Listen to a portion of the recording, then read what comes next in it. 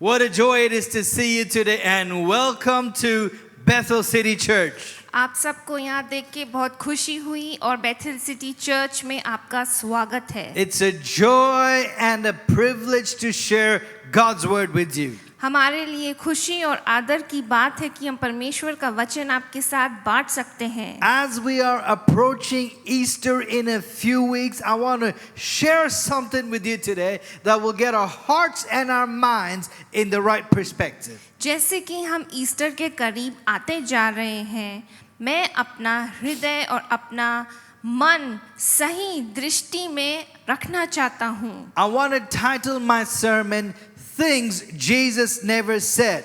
आज मेरा शीर्षक है बातें जो यीशु मसीह ने नहीं बोली। Now, if you're wondering, that title looks familiar. अगर आपको लगता है कि मैंने पहले सुना है, It's because we looked at a topic last year. इसलिए क्योंकि हमने इसी विषय पे पिछले साल बोला था। Today I'm going to keep the same title, आज मैं वही शीर्षक रखूंगा, but we're going to look at a different issue today. लेकिन हम दूसरी नजरों से इस पर हम देखेंगे। When I told my wife my topic, she said, "You already spoke this sermon." जब मैंने अपने पत्नी से बोला मैं इस पे बोलने जा रहा हूँ, तो उसने कहा कि ये तो आप बोल चुके हैं। This is a new sermon for you ये today. एक नया संदेश है आपके लिए। Things Jesus never said. बातें यीशु ने कभी जो नहीं बोली। Some of you might be wondering, why in the world, Pastor, are you talking about things Jesus never said? आप कहेंगे पास्टर क्यों हम इन बातों पे ध्यान देंगे जो यीशु ने नहीं बोली। Shouldn't you be doing the opposite? हमें इसका उल्टा नहीं करना चाहिए। See, in the Bible, in the New Testament, in the beginning, there are 4 books. जो नया नियम है उसकी शुरुआत में 4 किताबें We हैं। call them the Gospels: Matthew, Mark, Luke, and John. उसे हम सुसमाचार कहते हैं, मत्ती, मरकुस, लूका और यूहन्ना। And in certain translations, you will find certain words that are in red. और कुछ जो ट्रांसलेशंस हैं उनमें ये लाल शब्दों में लिखा है। Those are the words of Jesus. ये हैं यीशु मसीह के बोले हुए शब्द। Especially translations like NKJV. खासकर अनुवाद जो कि NKJV है। So if they are in red, it means Jesus said them. अगर वो लाल अक्षरों में लिखा है, इसका मतलब है कि यीशु ने उन्हें बोला। And if you've been around the gospel for a while, sometimes it's easy to take for granted the things Jesus has said. अगर हमने ये सुसमाचार बहुत बार सुना है, तो कई बार हम इन बातों का जो महत्वपूर्णता है उसको हम समझ नहीं पाते। So sometimes I like to contrast what he didn't say, what he could have said, what I could have said, to embrace the power of what he truly did say. इसलिए मैं इसे थोड़े विपरीत तरीके से आपसे बोलना चाहता हूँ या अंगीकार करना चाहता हूँ कि यीशु की सामर्थ कैसे उन्होंने नहीं बोली, या क्या वो कह सकते थे और क्या वो बोल सकते थे। So to start off the message, I want to start with some funny things that Jesus did not say. मैं कुछ मजाक वाली बातों से शुरू करूंगा जो यीशु ने नहीं बोली। Jesus never said, "If you follow me, you will never put on weight, you will never have a belly, no matter what you eat." यीशु ने ऐसा नहीं बोला, अगर तुम मेरे पीछे चलोगे तो तुम कभी मोटे नहीं होगे, तुम्हारी तोंद निकल के नहीं आएगी। Some of you wish Jesus said that. आप लोग कहते काश यीशु ने ऐसा बोला होता। Jesus never said, "If you are my disciple, you will have excellent Wi-Fi, your 4G will never run out." यीशु ने ऐसा नहीं बोला कि अगर आप मेरे पीछे चलोगे तो आपके पास हमेशा बहुत अच्छा वाईफाई या 4G कनेक्शन रहेगा। Jesus never said, "If you follow me, anytime you step on the metro, all the people will park and you will get a seat at the metro." यीशु ने ये नहीं बोला कि अगर तुम मेरे पीछे चलोगे और जब आप मेट्रो पे चढ़ोगे तो सारी सीटें खाली हो जाएंगी और आपको सीट मिल You'll जाएगी, find the best parking spot wherever you go. या आपको बहुत अच्छी पार्किंग स्पॉट मिल जाएगी। Jesus never said if you give your tithes or your offerings, you don't have to pay taxes to the government. यीशु ने ये नहीं बोला कि अगर आप दशवांश और ऑफरिंग नहीं देंगे तो आपको अपने टैक्स नहीं भरने पड़ेंगे। No, Jesus didn't say that. Pay your taxes. यीशु ने ऐसा नहीं बोला, अपने टैक्स भरिए, Be a model citizen. एक उदाहरण का एक सिटीजन बने। The topic we're going to look at, the issue we're going to look at today, one of the things Jesus never said was, you get what you deserve.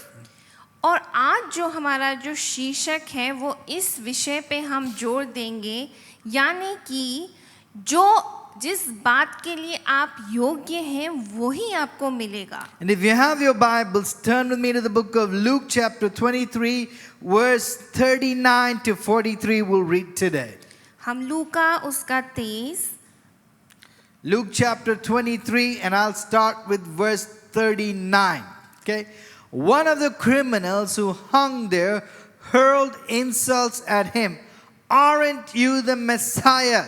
Save yourself and us. But the other criminal rebuked him. Don't you fear God, he said, since you are under the same sentence. We are punished justly, for we are getting what our deeds deserve.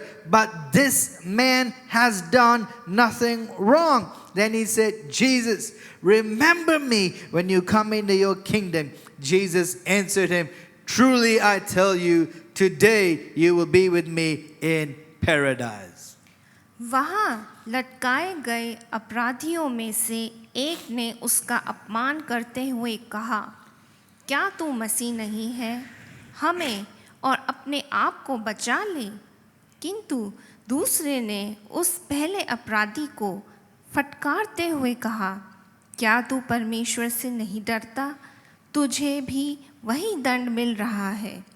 किंतु हमारा दंड तो न्यायपूर्ण है, क्योंकि हमने जो कुछ किया उसके लिए जो हमें मिलना चाहिए था वही मिल रहा है, पर इस व्यक्ति ने तो कुछ भी बुरा नहीं किया है। फिर वे बोला, यीशु, जब तू अपने राज्य में आए तो मुझे याद रखना। यीशु ने उससे कहा, मैं तुझ से सत्य कहता हूँ, आज ही तू मेरे साथ स्वर्ग लोक में होगा। Amen. Amen. Now, even though Jesus never said, you get what you deserve, we say that.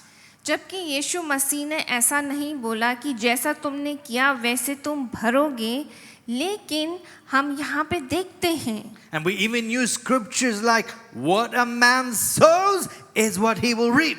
कई बार हम ये वचन इस्तेमाल करते हैं कि जैसा तुमने बोया है वैसा ही तुम काटोगे। We also have sayings like this, what goes around comes around. एक कहावत है कि जो आप देते हैं वैसा ही वापस आता है घूमकर। If you make your bed, you have to lie in it. अगर आप अपना बिस्तर बनाते हैं तो उसमें आपको लेटना भी है। Here's an Indian one, karma says, I saw that. ये हमारे देश में ऐसे बोलते हैं कि कर्मा ने देख लिया। These are different ways of saying you will get what you deserve. ये अलग अलग तरीके हैं बोलने के कि जैसा आपने किया वैसा ही आपने भरा। If you are like me, अगर आप मेरी तरह there's a हैं, dark part of me that actually likes it when somebody gets what they deserve when they have done something wrong. मेरे अंदर भी एक ऐसी बात है कि जब किसी के साथ बुरा होता है तो मुझे खुशी सी होती है क्योंकि उन्होंने मेरे साथ बुरा किया था। When I'm driving and somebody comes and cuts me off and speeds past me and is caught by the police, I say, ha ha, serves you right, buddy. You got what you deserve. कई बार जब मैं गाड़ी चलाता हूँ और कोई मुझे काट के मेरे आगे निकल जाता है और फिर जब उसे पुलिस पकड़ लेती है तो मैं खुश हो जाता हूँ कि देखो जैसा इसने किया वैसे इसको भरना पड़ा। Recently, my brother got a ticket for speeding. अभी मेरे भाई को एक स्पीडिंग का टिकट मिला। Somehow I felt a strange satisfaction. मेरे को बड़ी संतुष्टि हुई। I think it's human nature, am I right? ये हमारा इंसान का स्वभाव है। Now, not only do we expect other people to get what they deserve, we measure our lives with the same way, and it often leads to guilt. कई बार हम लोग सोचते हैं कि जैसा आप करोगे वैसा ही भरोगे, और कई बार हम अपने आप की जो तुलना करते हैं वो हमको ऐसा महसूस कराती है कि जैसे कि हम दोषी हैं। I did a little research on guilt, मैंने थोड़ी सी खोज की दोषीपन में, and I found out that one of the top things that people feel guilty about is food guilt.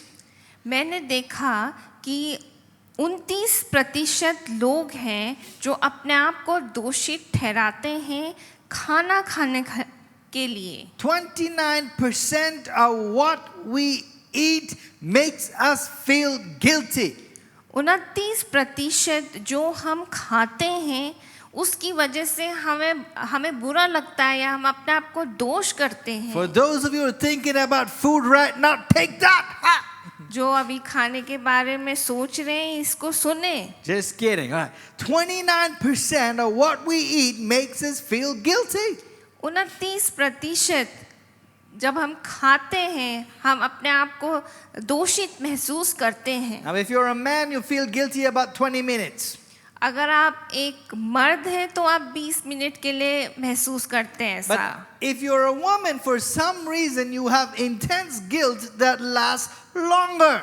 लेकिन अगर आप स्त्री हैं तो ये जो दोषीपन है आप कुछ ज़्यादा ही महसूस करते हैं। I have no idea why, nor will I comment on that. मेरे को कोई आइडिया नहीं है, लेकिन और मैं इस बात पे कमेंट भी नहीं करूँगा। That's between you and God. I have no opinion whatsoever. ये आप और आपके परमेश्वर के बीच में है, मेरी कोई राय नहीं But there's इसमें। all types of guilt. लेकिन हर तरीके के दोषित वाली भावना है। There's mom guilt. एक है जो मम्मी होने का दोष। No matter what you do, it's hard to measure up. जितना भी आप मेहनत करें आपको लगता है कि आप पूरा नहीं कर पा रहे। If you're a working mom, you feel guilty that you're not at home. अगर आप काम करती हैं और आपको लगता है कि आपको ज़्यादा समय घर पे बिताना If you're चाहिए। a stay-at-home mom, you feel guilty that you're not working. अगर आप घर पे रहने वाली मम्मी हैं तो आपको लगता है कि आप खास की नौकरी कर पाती और कुछ कर पाती। Sometimes you have those Instagram perfect friends who are always posting on Instagram all the baked goods that they have brought to the party. और आप इंस्टाग्राम में देखते हैं जहाँ पे एक दोस्त है जो हर चीज़ परफेक्टली या सिद्धता से करती है। And not only did you forget to bake anything, but you forgot your own child also. यहाँ तक कि आप केक बनाना ही नहीं भूल गए, आप पार्टी में अपने बच्चों को लाना भी भूल गए। There's general guilt. You feel I don't help enough. आपको अपने आप पे दोषित लगता है जैसे कि मैं ज़्यादा मदद नहीं कर पा रहा। Spiritual guilt. आत्मिक दोषता I don't serve enough. कि मैं सेवा नहीं कर पा I रहा, don't give enough. मैं दे नहीं पा I रहा, don't pray enough. I don't read the Bible enough. मैं प्रार्थना और बाइबल नहीं पढ़ पा रहा। There's pastor's guilt that I'm not going to share today. ये पास्टर भी दोषित फील करते हैं लेकिन आज मैं आपको नहीं बताऊंगा। But what do we do when we find ourselves feeling guilty before God? लेकिन हमें क्या करना चाहिए जब हम परमेश्वर के आगे ऐसा दोषता महसूस करते हैं? Today I want to look at what Jesus did not say about guilt and sin. आज हम देखेंगे यीशु मसीह ने क्या नहीं बोला दोष और पाप में। Luke chapter 23, we read a few verses from there. लूका 23 से हम कुछ वचन पढ़ेंगे। He describes the final hours of the life of God's Son Jesus. वहाँ पे वो यीशु मसीह के जो अंतिम पल थे उन पे दृष्टि डालते हैं। Let me give you some context. मैं कुछ प्रसंग बोलूंगा, This will surprise you how you see Jesus. आपको ये हैरान कर देंगी जब आप यीशु मसीह पर देखेंगे। Instead of wearing a golden crown, he was wearing a crown of thorns. सोने का मुकुट या ताज पहनने की जगह यीशु मसीह ने एक ऐसा ताज पहना था जिसमें थॉर्न्स थे। Instead of being surrounded by servants, he was surrounded by thieves. यहाँ तक कि उनको चारों तरफ उनके नौकर या दास होने थे, लेकिन वो चोरों या अपराधियों के साथ घिरे हुए थे। Instead of sitting on a throne, he was hanging on a cross. और एक थ्रोन पे बैठने की जगह वो क्रूस पे लटके हुए थे। And in Luke's Gospel, chapter 23, लूका का 23 वचन in verse 32, उसका 32 अध्याय, it says there were also two other criminals led with him to be put to death. वहाँ पर भी दो अपराधी थे जिन्हें मारा डाला जाना चाहिए था। Everybody said two other. बोलिए दो और। Now pay attention because I'm going to ask you a math question. ध्यान से सुनिए क्योंकि मैं गणित का एक सवाल Now, पूछूंगा the answer is right here. और उत्तर यहाँ है। And if you don't pay attention, you'll feel guilty for not paying attention in church. Okay. और अगर आप ध्यान नहीं देंगे तो आप अपने आप को दोषित करेंगे ध्यान ना देने के So लिए। two other criminals were also led with Jesus to be executed. और दो और अपराधी थे जिनको भी यीशु मसीह के साथ मारा डाला जाना चाहिए था। Says when they came to the place called the skull, there they crucified Jesus along with the other two criminals. वो एक जगह आए जिसका नाम था या जिसे कहते थे खोपड़ी, और वहाँ पर यीशु मसीह को इन दोनों अपराधियों के साथ अगल बगल में यीशु मसीह को क्रूस पर चढ़ाया गया। One on his right and one on his left. एक दाएं में एक बाएं में। Now the question is this. ये सवाल ये है, How many people were hanging on the cross? कितने लोग क्रूस पे चढ़े हुए थे? The answer is 3. आपका जो उत्तर है वो है 3। I hope you got that right. मैं सोचता हूँ ये आपने सही जवाब दिया होगा। 3 people were crucified that day. 3 जनों को क्रूस पे चढ़ाया गया था। To be executed by crucifixion was at that time the most painful and brutal way to die. किसी को क्रूस पे चढ़ाना उस समय में बहुत ही क्रूरता के साथ मारने के समान था। Not only was it physically painful, but it was spiritually shameful to die on a cross. वो सिर्फ आपके शारीरिक तरीके से दर्दनाक ही नहीं था, लेकिन आत्मिक तौर से बहुत ही शर्मिंदगी की बात थी कि आप क्रूस पे मारे गए। Physically, it was horrible. शारीरिक तरीके से वो बहुत ही बुरा था। If you ever heard the word excruciating pain, excruciating, okay? शायद आपने ये शब्द सुना होगा कि कर्णदायी यानी बहुत ही अधिक दर्द। X means out of. Okay? उसका मतलब है उससे बाहर। Cruciating means cross. क्रूशिएटिंग का मतलब है क्रूस। Excruciating, out of the cross. Okay? यानी कि उस क्रूस से जो दर्द था, It was shameful because they would strip you down to where you were naked.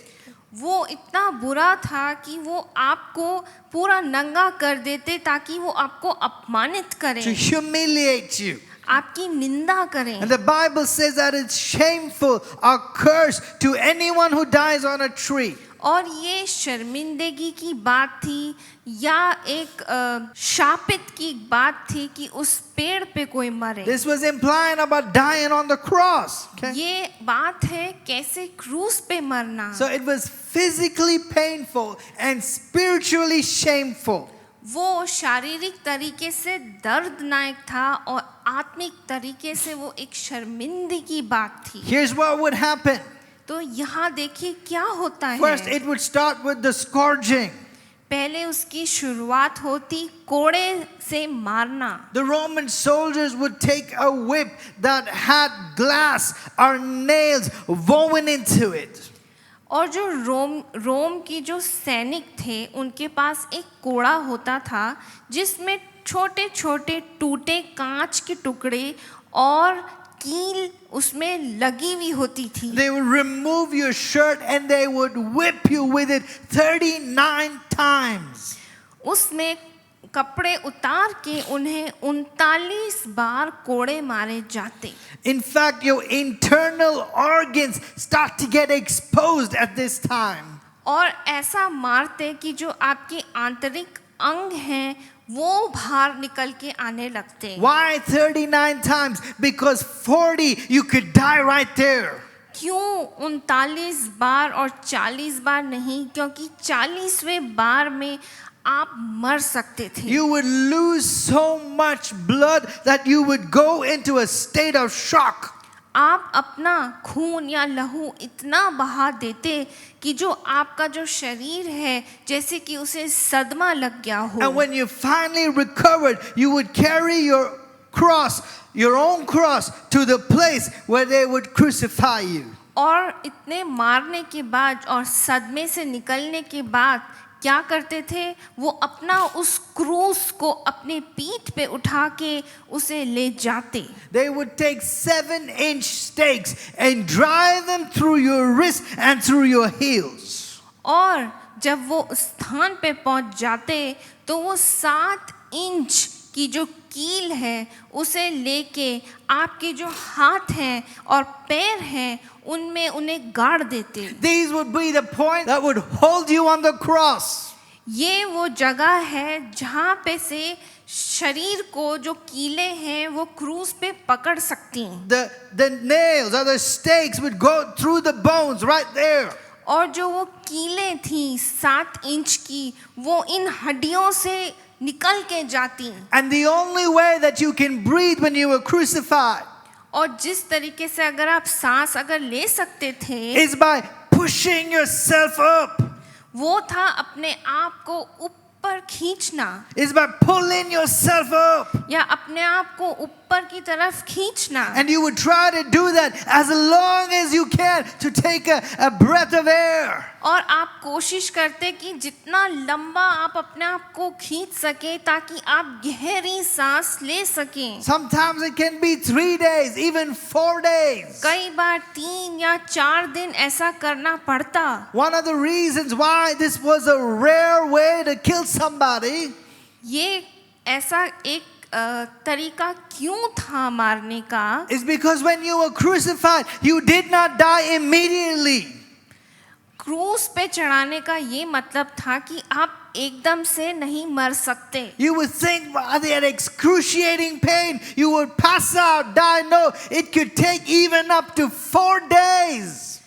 आप सोचते हैं कि शायद इतने दर्द में आप शायद बेहोश हो जाएंगे, लेकिन आपके प्राण नहीं निकलते. आपको 3 या 4 दिन उस दर्द में गुजर जाता है. And for 4 days, they had to put 4 Roman guards to stand guard and watch. और उन दिनों में उन्हें जो रोम की जो सैनिक हैं उन्हें गार्ड देना पड़ता था. So it was a most expensive, most excruciating, most spiritual, shameful way to die. और ये उन दिनों में सबसे महंगा और या सबसे आत्मिक तरीके से शर्मिंदित होना और बहुत ही एक दर्दनाक तरीका था मरने का. Sometimes you go mad baking under that hot sun. कई बार लगता कि आप पागल हो जाएंगे उस गरम धूप के नीचे. Eventually you would die by suffocation or just by sheer exhaustion. और कई बार आप उस वजह से मर जाएंगे क्योंकि आप सांस नहीं ले पा रहे या फिर आपके शरीर में इतनी थकावट हो गई है कि अब आप कुछ कर नहीं सकते. And on day number 4, if you were still alive, as an act of mercy, और अगर चौथे दिन भी अगर आप जीवित हैं तो जो सैनिक हैं वो क्या करते हैं दया की वजह The से। Roman soldiers would take clubs and they will break your knees until they were broken. तो रोम के जो सैनिक थे वो क्या करते थे, वो एक लाठी लेते थे और आपकी जो हड्डियां हैं घुटनों के नीचे उन्हें तोड़ देते। Why? So you would no longer have the ability to pull yourself up and breathe. क्योंकि फिर उसके बाद हड्डी टूट जाने की वजह से आप अपने आप को पीछे ऊपर नहीं खींच सकते सांस लेने के This was a लिए। brutal death ये एक बहुत बुरा तरीका था मरने का। reserved for the worst criminals, ये सबसे बुरे अपराधियों के लिए रखा गया था। reserved for those who broke significant crimes. उन लोगों ने जिन्होंने बहुत ही अत्यधिक गलत बातें की थी। In other words, the two criminals who were hanging next to Jesus were not just ordinary pickpocketers. जो यीशु मसीह के दोनों तरफ जो अपराधी थे वो छोटे मोटे चोर नहीं थे, They were not petty little thieves. वो छोटे चोर नहीं थे। They had done something horrible, deserving of this very expensive, very painful, very shameful way to die. उन्होंने कुछ बहुत ही बुरा किया था, शर्मिंदगी वाला काम किया था जिसकी वजह से उन्हें क्रूस पे चढ़ाया जा रहा था। 3 people hanging on the cross. 3 लोग क्रूस पे चढ़े हुए थे। Jesus is in the middle. यीशु मसीह बीच में है। People are spitting at him, लोग उन पे थूक रहे हैं, cursing him. उन्हें शापित कर रहे And हैं। Jesus looks up to heaven and he prays. और यीशु मसीह स्वर्ग की तरफ देख के प्रार्थना करते हैं। What did Jesus pray? यीशु ने क्या प्रार्थना की? I'll tell you what he did not pray. मैं आपको ये बताऊंगी कि क्या उन्होंने प्रार्थना नहीं की। He didn't pray, Lord, send down 1,000 angels with flaming swords and kill all of them. उन्होंने ऐसा नहीं बोला कि 1000 स्वर्गदूत भेजें तलवार के साथ और सबको मार डालें। He didn't pray, Lord, give them hemorrhoids in their ears, in their important places. या उन्हें उनके कानों में हेमरॉइड्स या उनकी अलग अलग भाग में दें। Kill them with the most horrible disease, Lord. उन्हें सबसे बुरी बीमारी से मार How डालें। dare they touch me? कैसे उन्होंने मेरे को छूने की कोशिश करी? Is that what Jesus prayed? क्या यीशु ने ऐसी प्रार्थना करी? No. नहीं। What did Jesus pray? यीशु ने क्या प्रार्थना करी? He said, Father, forgive them, for they do not know what they do. परमेश्वर इन्हें माफ करें क्योंकि ये नहीं जानते कि ये क्या कर रहे हैं। Powerful. बहुत ही सामर्थी। Scripture says, and in verse 39, we read this. और वचन कहता है, One of the criminals looked at Jesus and begins to hurl insults at Jesus. एक अपराधी यीशु मसीह को देख के उनको शापित करने लगता है। Aren't you the Messiah?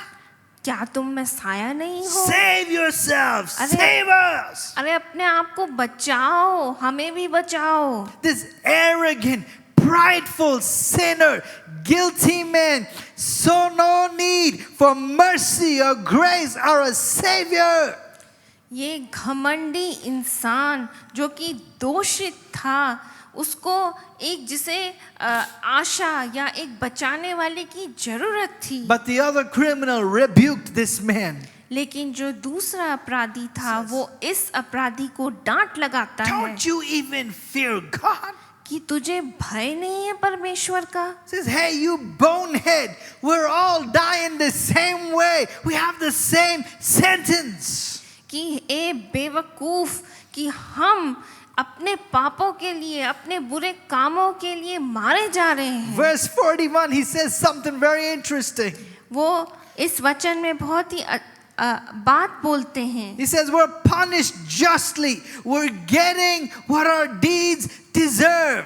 वो कहते हैं कि जैसे हमने बातें अपने जीवन में करी उसके लिए हमें दंड मिल रहा है। We don't know what crime they committed. हम नहीं जानते कि उन्होंने क्या गलत काम किया, But obviously it was a very real, significant crime. लेकिन इतना हम जानते हैं कि वो बहुत ही बड़ा एक अपराध होगा. He said the punishment we're getting for our actions is fair. We're getting what we deserve. जो हमें दंड मिल रहा है वो हमारे लिए सही है, इसी बात के हम योग्य हैं. But then this thief, he looks at Jesus and he says, but this man. और ये अपराधी यीशु मसीह को देख के कहते हैं कि ये जन, He's done nothing wrong. इन्होंने कुछ भी गलत नहीं किया है. Then watch this criminal who's aware of his own sin. और जो ये अपराधी है जो जानता है कि उसने क्या पाप किया है, He looks at Jesus and he says, Jesus, remember me when you come into your kingdom. और वो यीशु मसीह को देख के कहता है कि यीशु मसीह जब आप अपने राज्य में आएंगे तो मुझे जरूर याद रखना. And what did Jesus say? और यीशु ने क्या कहा? Again, let me tell you what Jesus did not say. फिर से मैं वही बोलूंगा, यीशु ने क्या नहीं बोला. Jesus didn't say, nah, I don't think so. यीशु ने ये नहीं बोला, नहीं मुझे नहीं लगता, I don't like the way you look. मुझे तुम जैसे दिखते हो वैसे अच्छे नहीं लगते. You got too many tattoos. In fact, I never liked the way you looked. Okay? तुम्हारे बहुत सारे टाटू हैं, मुझे नहीं पसंद जैसे तुम दिख रहे हो. Did Jesus say like that? क्या यीशु ने ऐसा Did बोला? Jesus say, I remember you. You were there when I was preaching the Sermon on the Mount. Okay? यीशु ने ये नहीं बोला कि मैं जब प्रचार कर रहा था, Instead of listening to me, you were sleeping in my sermon. तुम मुझे सुनने की जगह तुम सो रहे थे. Like some people who come to church and sleep. जैसे कि कुछ लोग आके कलीसिया में सोते हैं. You were not paying attention. You were busy in your phone playing whatever game or scrolling Instagram. तुम ध्यान नहीं दे रहे थे, तुम गेम खेल रहे थे या इंस्टाग्राम पे देख रहे थे. Hey buddy, you had your chance then. हे दोस्त, उस समय तुम्हारे पास समय था. Did Jesus say like that? क्या यीशु ने ऐसा बोला?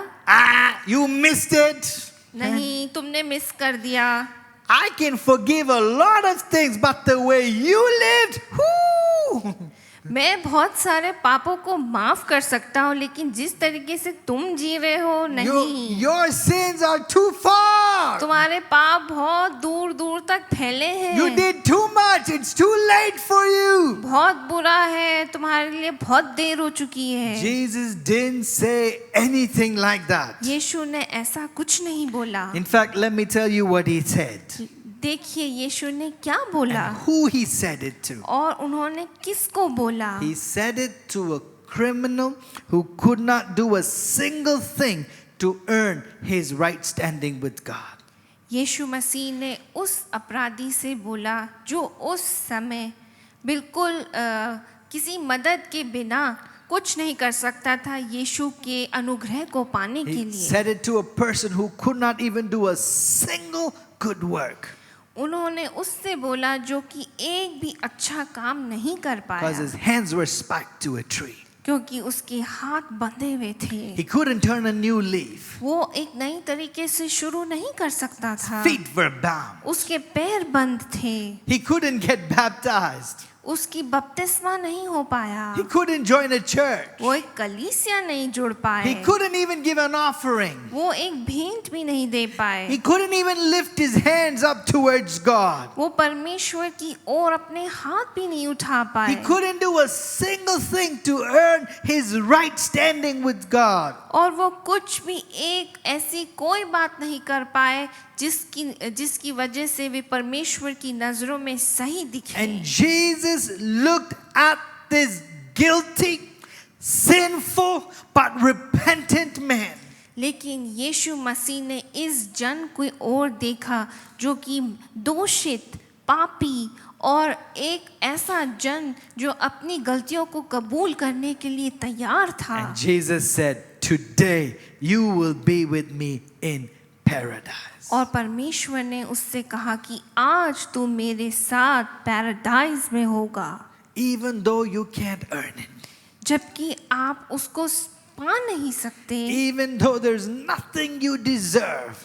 जबकि आप इस बात के योग्य नहीं. I will show you grace, मैं तुम्हें अनुग्रह and दिखाऊंगा you will be with me in और तुम paradise. मेरे साथ स्वर्ग में होगे. Come on, church, if you haven't, give the Lord a good hand clap right there for His grace. हम परमेश्वर के लिए अब ताली बजाने पाए. You say, wait a minute, आप कहेंगे एक मिनट रुको, that's not fair. नहीं ये सही बात नहीं है, He didn't deserve that. वो इस बात के योग्य नहीं था. But that's what grace is. लेकिन यही है जिसे हम कहते हैं अनुग्रह. Ooh, grace is God giving us what we do not deserve. अनुग्रह वो है जो परमेश्वर हमें देते हैं जबकि हम उसके योग्य नहीं. Isn't that the message of Easter? क्या ये ईस्टर का संदेश नहीं We deserve to be punished, कि हम योग्य हैं उस पनिशमेंट के, but instead, लेकिन God gives us grace. परमेश्वर हमें अनुग्रह देते हैं. The Bible says it beautifully. He loved us. He died for us while we were still sinners. वचन इसे बड़ी सुंदर तरीके से कहता है कि यीशु तब हमारे लिए मरे जब हम पापी ही थे. We didn't deserve His love, हम उस प्रेम के योग्य नहीं थे, but He still decided to go to the cross for you and for me. लेकिन तब भी वो तैयार थे आपके और मेरे लिए उस क्रूस पे चढ़ने के लिए. When I think about His love, when I think about His grace, I feel like falling on my knees and saying, God, I don't deserve this. जब मैं उस प्रेम के बारे में सुनता हूँ और देखता हूँ तो मुझे लगता है कि मैं अपने घुटनों में गिर जाऊं और रोऊं और कहूँ कि परमेश्वर मैं इस बात के योग्य नहीं. You know what I deserve? आप जानते हैं कि किस बात के मैं योग्य हूँ. I don't deserve to preach. मैं प्रचार करने के योग्य नहीं. I don't deserve to be a pastor. मैं पास्टर होने के योग्य नहीं. I was lost. मैं खोया हुआ था. I was going the wrong way. मैं गलत दिशा में जा रहा I was in था. rebellion. मैं कठोर था. But Jesus came. लेकिन यीशु आए. He picked me. उन्होंने मुझे उठाया. He cleansed me. उन्होंने मुझे साफ He किया. redeemed me. उन्होंने मुझे नया बनाया. And He picked me up from the miry clay and made me to stand on a solid rock. उन्होंने मुझे उस कीचड़ से उठाया और उस चट्टान पे खड़ा कर दिया. If you can say today, yes, that's what God did for me. I was a nobody. I was rejected. I was on my way to hell. I was getting what I deserved. But then I met this Jesus who changed my life. He gave me His grace. Come on, give the Lord a good hand clap today. अगर आप वो जन हैं, आप कहते हैं कि मैं नरक की तरफ जा रहा था, मैं गलत जगह पे था, लेकिन परमेश्वर ने मुझे उठा के खड़ा कर दिया, नया बना दिया, तो आज कहिए कि परमेश्वर मैं आपकी स्तुति आराधना करता We हूँ. don't deserve this. हम इस बात के योग्य नहीं, But still He came and He changed our lives. लेकिन तब भी वो आए और उन्होंने हमारा जीवन बदल दिया. Hallelujah. church. Hallelujah. Come on, hallelujah. Hallelujah. You know, let me finish with this thought. इस बात से मैं समाप्त करूंगा. Numbers have meanings in scripture. जो नंबर्स हैं वो महत्व रखते हैं बाइबल में. Number 1 always represents unity, oneness of God. जो नंबर 1 है वो यूनिटी यानी कि एकता को दिखाता है. 4 represents the earth. जो 4 नंबर है वो पृथ्वी को दिखाता है. 5 represents grace. जो 5 है वो अनुग्रह को दर्शाता है. 7 is God's number, represents perfection, holiness. 7 जो नंबर है वो पूर्णता या पवित्रता को दिखाता है. 6 is the number of man, or 666, the number of the evil one. और जो 6 नंबर है या 66 है वो दुष्ट को दिखाता है. 8 represents new beginnings, 10 represents testings. जो 8 है वो नई शुरुआत और 10 जो नंबर है वो है टेस्ट करना। You see the same spiritual themes behind numbers. और हम आत्मिक तरीके से भी इन नंबरों के बीच में देखते हैं। But 3 in scripture always means completeness or wholeness. और जो 3 नंबर है वो ये दिखाता है कि पूरा होना या नई तरीके से उसे पूरा करना। God is often represented in 3 different natures. जो परमेश्वर हैं हम उन्हें 3 बातों में देखते हैं। Who is God? He's the Father, the Son, and the Holy Spirit. कौन है परमेश्वर? पिता, पुत्र, पवित्र आत्मा। We are seen as triune beings. We have a spirit, soul, and body. हम इंसान में भी 3 बातें हैं, शरीर, आत्मा, हृदय। God is represented as having 3 qualities many times. और परमेश्वर में भी जो हम क्वालिटीज देखते हैं वो ये हैं। He's omnipresent. That means he's everywhere. वो सर्वभूत हैं। He's omniscient. He knows everything. वो सर्वव्यज्ञ है, यानी कि वो सब He's जानते हैं। omnipotent. He's all powerful. वो सर्वशक्तिमान है, वो सामर्थी है। In Revelations, Jesus is described as the one who was, and the one who is, and the one who is to come. और जो रेवलेशन में हम देखते हैं कि परमेश्वर जो था, जो है और जो आने वाला है। In the Old Testament, we have 3 patriarchal fathers: Abraham, Isaac, Jacob. पुराने नियम में हम आदरणीय वृद्ध को देखते हैं जो कि है अब्राहम, आइजक और याकूब। The tabernacle has 3 sections: outer court, inner court, most holy of holies. जो टैबरनैकल है उसमें 3 भाग हैं जो कि है बाहर, बीच और अंदर। Jesus, when he was born, had wise men who visited him, who brought 3 gifts: gold, frankincense, and myrrh. और जब यीशु मसीह पैदा हुए तो 3 तोहफे उन्हें मिले, सोना, लोबान, लोहबान। Jesus' public ministry lasted 3.5 years. यीशु मसीह की जो सेवा थी वो 3.5 साल उन्होंने की। He was tempted by the devil 3 times in the desert.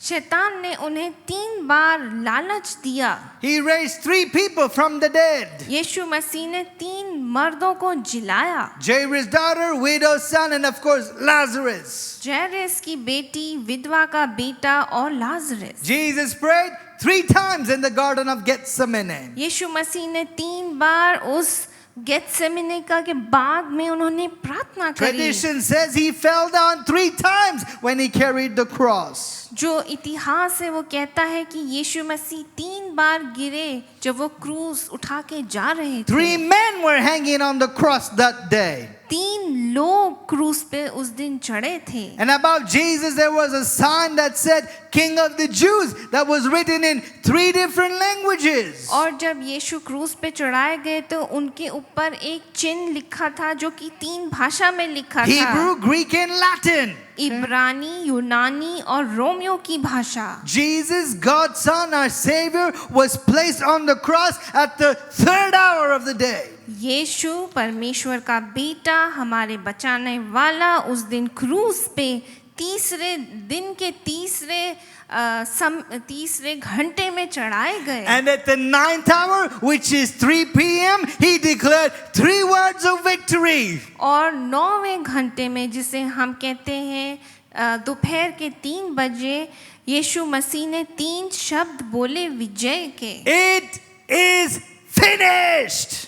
खत्म हो गया। And the earth shook and darkness fell across the land for 3 hours. और धरती हिल गई और अंधकार में चली गई 3 घंटे And के the लिए। world went silent. और पूरी धरती No hope.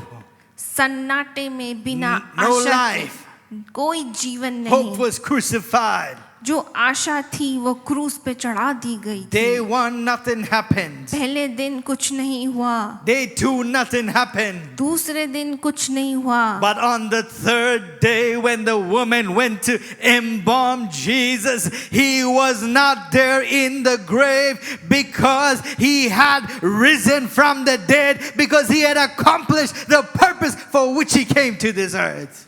But जब वो तीसरे दिन जब वो स्त्री उसके कब्र में गई तो उन्होंने देखा कि यीशु मसीह वहाँ नहीं है। वो जो पत्थर था वो हटा दिया गया था और यीशु मसीह अपने कब्र में नहीं थे। Ooh, come on, give the Lord a good hand clap. यीशु मसीह के लिए तालियां He बजाएं। paid the penalty for our sins. That's why he was able to look at the thief on the cross and said, you know what? You will be with me in paradise today. यीशु ने हमारे पाप अपने ऊपर उस क्रूस पे उठा लिए और उस अपराधी से भी परमेश्वर ने बोला कि तू आज मेरे साथ स्वर्ग में होगा। The thief who did nothing to earn his forgiveness, Jesus said, your sins are forgiven because Jesus died on the cross for you and me. उस अपराधी ने जबकि कहा कि वो इस बात के योग्य नहीं कि वो माफ कराया जाए, यीशु मसीह ने उसको माफ किया और स्वर्ग में उसको स्थान दिया। Maybe you walked in today, maybe you're watching me online today, and you feel a guilt that is heavy on you. You feel a burden upon you today.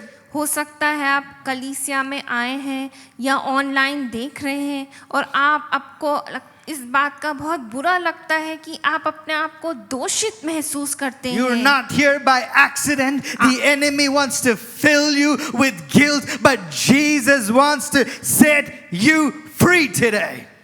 जो शैतान है वो आपको दोषीपन ठहराना चाहता है, लेकिन यीशु मसीह आपको उससे आजाद करना चाहते हैं। There are many people today who have no joy, who have no peace, who have no life, struggling under the life, struggling under bondages.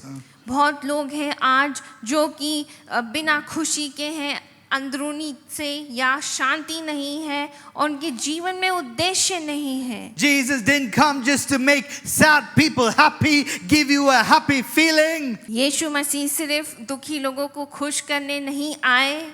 He came to make dead people come alive. वो जो अपने मर चुके हैं उन लोगों को जिलाने आए हैं। Come on, somebody. He came to set people free who are under the bondage of depression, bondage of discouragement, hopelessness. लेकिन परमेश्वर आपको इन बातों से आज़ाद करने आए हैं। अगर आप डिप्रेशन में हैं या आप निराशा में हैं या आपको लगता है आपकी सारी आशा टूट गई है। He took our pain, he took our shame, he took our curse, he took our sickness and he nailed it to the cross and he said, in fact, this is what you should deserve, but rather I have taken your place on the cross of Calvary and I'm giving you a divine exchange today. You can have my grace. यीशु ने हमारा दर्द, हमारा शर्म, हमारा शाप, हमारी जो बीमारी जिसके लिए हमें क्रूस पे चढ़ाया जाना चाहिए था, हमारे पापों के लिए हमें चढ़ाया जाना चाहिए था, परमेश्वर ने उसे अपने आप को लेके अपने आप पर लेके क्रूस पे चढ़ गए। We deserve curse. हम इस बात के योग्य थे कि हम शापित हों। Pain, sickness, that's what the enemy wants to give. दर्द, बीमारी, यही शत्रु हमारे लिए चाहता है। But Jesus offers a divine exchange. लेकिन परमेश्वर इन बातों से अपने आप को अदल बदल करना His चाहता है। grace is available.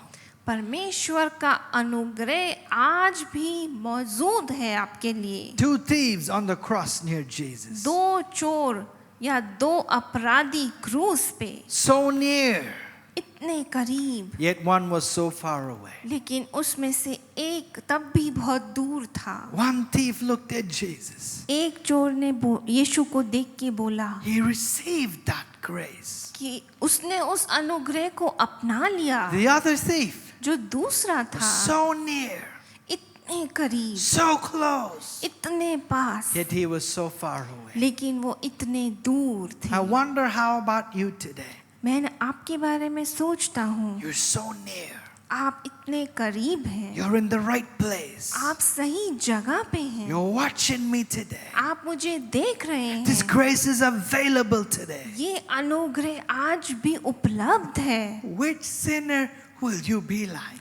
आप किस पापी के समान होंगे? If you can say like that sinner today, अगर आप उस पापी के समान अगर ये कह सकते हैं Lord, I receive you. कि परमेश्वर मैं आपको स्वीकारता हूँ, His grace is available. वो अनुग्रह आज भी उपलब्ध है। Even though we deserve the punishment, हम उस दंड के योग्य हैं, He comes and gives us eternal life. वो उसकी जगह आके हमें अनंत काल का जीवन देता है, Gives us grace. वो हमें अनुग्रह और दया He देता picks है, us up, church. वो हमें उठाता है, He picks us up from the miry clay of sin, वो उस पाप के कीचड़ और गंध से उठाता है cleanses us, और हमें साफ and करता He है makes us a new creation. और वो हमें एक नया जन बना देता है। Hallelujah. Hallelujah. Come on, give the Lord a good hand clap today. परमेश्वर के लिए हम ताली Shall we बजाएं। stand up to our feet? क्या हम खड़े हो जाएं? I'm going to invite our choir to come मैं forward. अपनी क्वायर को आगे आने को I'm going to invite कहूँगा। Amit to come forward. Amit आगे आएंगे। Listen, सुनिए, His grace उनका जो दया है is available वो today. आज भी उपलब्ध है। Somebody said it like this: किसी ने ऐसा बोला, when you run alone, it's called a race. जब आप अकेले दौड़ते हैं तो उसको हम रेस या दौड़ कहते हैं, But when you run with God, it's called grace. लेकिन जब आप परमेश्वर के साथ दौड़ते हैं उसे हम ग्रेस या दया कहते हैं। You don't have to be alone today. आपको अकेले होने की जरूरत नहीं है, You don't have to walk alone today. आपको अकेले चलने की जरूरत नहीं है, You don't have to suffer alone today. आपको अकेले कष्ट उठाने की जरूरत नहीं He है। took your suffering. उन्होंने आपकी जो दुख है He उठा took your लिए, pain, आपका दर्द your उठा लिया, shame, आपकी your शर्मिंदगी, sickness, curse, and nailed it on the cross. बीमारी और शाप और उसे क्रूस पे ठोक दिया He's given you a divine exchange today. और उसके बदले में उन्होंने आपको अनुग्रह दिया, His joy, His peace, His life. उनकी खुशी, उनकी आशीष।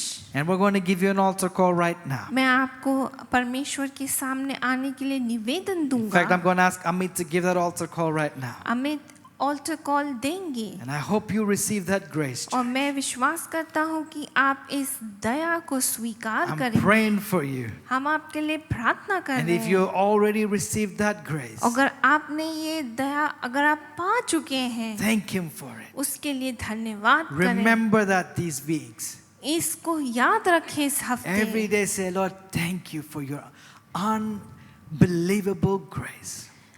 रोज प्रार्थना करें कि परमेश्वर धन्यवाद इस प्रेम या दया अनुग्रह जिसके मैं योग्य नहीं। God bless you, church. We love you. परमेश्वर आपको आशीष दे। हम आपसे